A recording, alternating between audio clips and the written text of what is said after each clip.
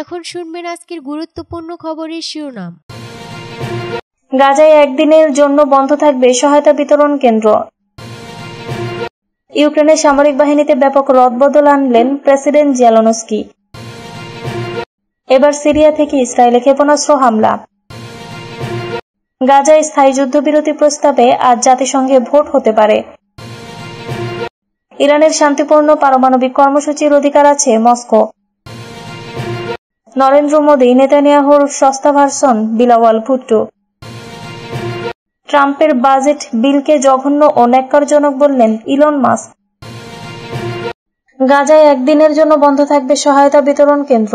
গাজায় সহায়তা বিতরণ কেন্দ্রগুলো বুধবার একদিনের জন্য বন্ধ থাকবে বলে জানানো হয়েছে। ইসরায়েলি সেনাবাহিনী আগেই সতর্ক করে দিয়েছে এই কেন্দ্রগুলোর দিকে যাওয়া রাস্তা যুদ্ধক্ষেত্র হিসেবে বিবেচিত হবে। যুক্তরাষ্ট্র ও ইসরায়েল সমর্থিত বিতর্কিত মানবিক সহায়তা নেটওয়ার্ক গাজা হিউম্যানিটেরিয়ান ফাউন্ডেশন জানিয়েছে তাদের কেন্দ্রগুলো হালনাগাদ সংগঠন এবং কার্যকারিতা বৃদ্ধির জন্য কাজের একদিনের জন্য বন্ধ থাকবে। ফাউন্ডেশনটি মাত্র গত সপ্তাহে কার্যক্রম শুরু করেছে। অন্যদিকে ইসরায়েল ডিফেন্স ফোর্সেস জানিয়েছে কেউ যেন বিতরণ কেন্দ্রের প্রবেশ না করে কিংবা সেগুলোর দিকে যাওয়ার রাস্তাগুলো ব্যবহার না করে, অর্থাৎ নিষিদ্ধ করা হয়েছে। এদিকে হামাস নিয়ন্ত্রিত সিভিল ডিফেন্স এজেন্সির তথ্য অনুযায়ী মঙ্গলবার সকালে এক বিতরণ কেন্দ্রের কাছাকাছি ইসরায়েলি হামলায় অন্তত ২৭ জন ফিলিস্তিনি নিহত হন। এটি ছিল গত ৩ দিনের মধ্যে তৃতীয় প্রাণঘাতী ঘটনা যা জিএইচএফ এর একটি বিতরণ কেন্দ্রের রাস্তায় ঘটল। আইডিএফ বলেছে তাদের সেনারা গুলি চালায় যখন তারা নির্ধারিত রুট থেকে সরে আসা কিছু সন্দেহভাজনকে এগিয়ে আসতে দেখে। হাসপাতালের বর্ণনা চরম অবস্থা। ঘটনার পর খান ইউনিসের নাসের হাসপাতালের পরিচালক ডক্টর আতেফ আল হাউজ জানান আহতরা গুলিবিদ্ধ অবস্থায় হাসপাতালে আসে। তিনি বলেন ইসরায়েলি বাহিনীর পশ্চিম রাফায় সহায়তা প্রত্যাশী বেসামরিক জনগণের উপর গুলি চালিয়েছে। সিভিল ডিফেন্সের মুখপাত্র মাহমুদ বাসাল বলেন ট্যাঙ্ক, কোয়াড কপ্টার, ড্রোন ও হেলিকপ্টার থেকে গুলি চালানো হয়। সেখানে কর্মরত এক বিদেশি চিকিৎসক পরিস্থিতিকে সম্পূর্ণ হত্যাযোগ্য হিসেবে বর্ণনা করেছেন।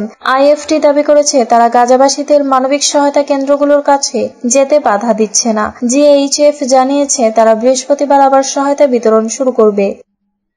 ইউক্রেনের সামরিক বাহিনীতে ব্যাপক রদবদল আনলেন প্রেসিডেন্ট জেলেনস্কি। রাশিয়ার সঙ্গে দীর্ঘদিন ধরে চলা যুদ্ধ পরিস্থিতিতে ইউক্রেনের সামরিক বাহিনীতে বড় ধরনের পরিবর্তন এনেছেন প্রেসিডেন্ট ভলোদিমির জেলেনস্কি। যুদ্ধ পরিচালনায় আরও দক্ষতা আনতে এবং সেনাবাহিনীর মনোযোগ বাড়াতে মঙ্গলবার এই রদবদলের ঘোষণা দেন তিনি। জেলেনস্কি জানান মেজর জেনারেল মিখাইলো দ্রাপাতিকে যৌথ বাহিনীর নতুন কমান্ডার হিসেবে নিয়োগ দেওয়া হয়েছে। দ্রাপাতি সম্প্রতি একটি প্রশিক্ষণ এলাকায় রাশিয়ার ভয়াবহ হামলার পর ইউক্রেনের স্থল বাহিনীর কমান্ডার পদ থেকে পদত্যাগের প্রস্তাব দিয়েছিলেন। প্রেসিডেন্ট বলেন মিখাইলো দ্রাপাতি এখন সম্পূর্ণভাবে যুদ্ধ পরিস্থিতিতে মনোযোগ দেবেন। তাকে যৌথ বাহিনীর নেতৃত্বে রাখা হয়েছে যাতে তিনি সম্মুখ সারিতে দায়িত্ব পালন করতে পারেন।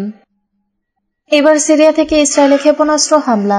সিরিয়া থেকে ইসরায়েলের অধিকৃত গোলান হাইটসের দিকে 2টি রকেট নিক্ষেপ করা হয়েছে বলে দাবি করেছে ইসরায়েল। মঙ্গলবার এক প্রতিবেদনে তথ্য জানিয়েছে বার্তা সংস্থা আনাদুলো। ইসরায়েলি গণমাধ্যমের মতে সিরিয়া থেকে রকেট নিক্ষেপের ফলে দক্ষিণ গোলান হাইটস এবং ইসরায়েলের বেশ কয়েকটি এলাকায় সাইরেন বাজানো হয়। ইসরায়েলের সরকারি সম্প্রচারক কেএএন মঙ্গলবার সন্ধ্যায় দাবি করেছে দক্ষিণ সিরিয়া থেকে নিক্ষেপ করা 2টি রকেট ইসরায়েলি অধিকৃত গোলান হাইটসের কাছে খোলা জায়গায় আঘাত করেছে। ইসরায়েলি দৈনিক ইয়েদিওথ আহরোনোথের বলেছে দক্ষিণ গোলান হাইটসের হাসপিন এবং রামাত মাকসিমিম সম্প্রদায়ের এলাকায় ক্ষেপণাস্ত্র হামলার আশঙ্কায় বাজানো হয় সতর্কতামূলক সাইরেন। ক্ষেপণাস্ত্রটির মোকাবেলায় কামান দিয়ে গুলি চালায় ইসরায়েলি সেনাবাহিনী। ইসরায়েলি সেনাবাহিনীর একজন মুখপাত্রের বরাত দিয়ে সংবাদ মাধ্যমটির বিস্তারিত তদন্ত করা হচ্ছে বলে জানিয়েছে। সাইরেন বাজানোর কিছুক্ষণ পরে ক্ষতিগ্রস্ত এলাকার বাসিন্দারা বিস্ফোরণের শব্দ শুনতে পেয়েছেন বলেও জানিয়েছে ইয়েদিওথ আহরোনের। পৃথকভাবে ইসরায়েলি সেনাবাহিনী জানিয়েছে গ্যালিলি এলাকা সহ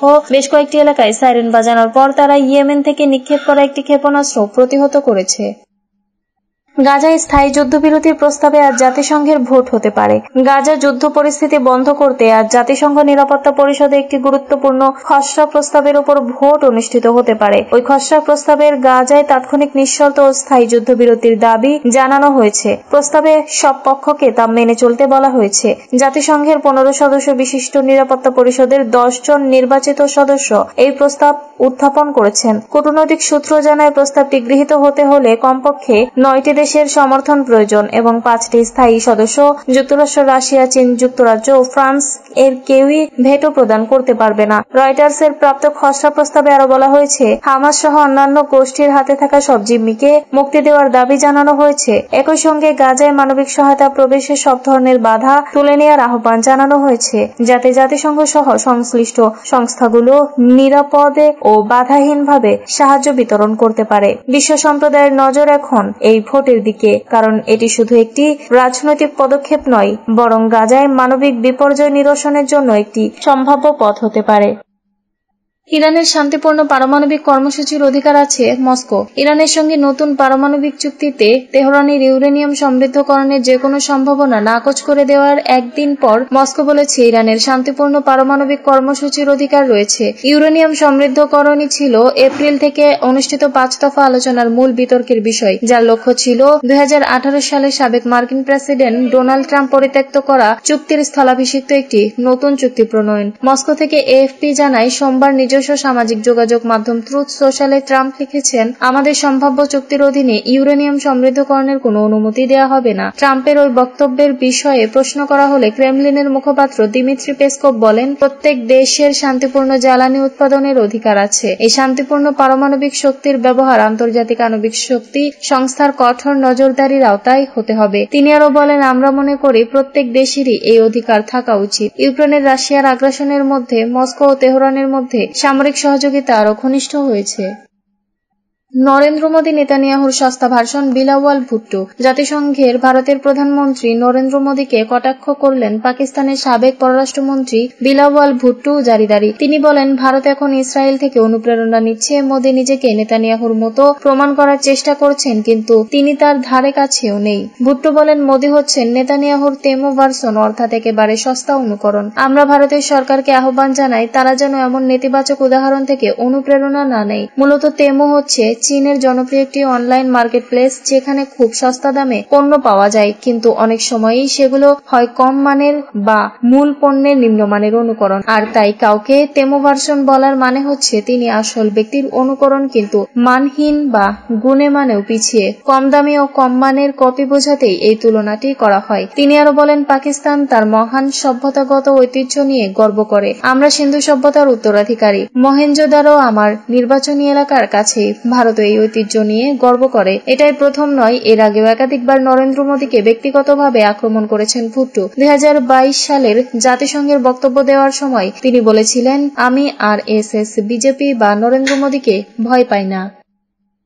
ট্রাম্পের বাজেট বিলকে জঘন্য ও ন্যাক্কারজনক বললেন ইলন মাস্ক। মার্কিন প্রেসিডেন্ট ডোনাল্ড ট্রাম্পের প্রস্তাবিত নতুন বাজেট বিলকে কড়া ভাষায় আক্রমণ করেছেন টেসলা ও স্পেস এক্স এর প্রধান নির্বাহী ইলন মাস্ক। তিনি বিলটিকে জঘন্য ও ন্যাক্কারজনক বলে মন্তব্য করেছেন, যা দেশটির নাগরিকদের কাঁধে চরম ঋণের বোঝা চাপিয়ে দেবে বলে সতর্ক করেছেন খবর আল জাজিরার। মাস্ক এক পোস্টে লেখেন, আমি দুঃখিত, কিন্তু আর সহ্য করতে পারছি না। এই বিলটি একটি বিশাল বাজে কংগ্রেসীয় দলিল, যা শুয়োরের মাংসে পরিপূর্ণ।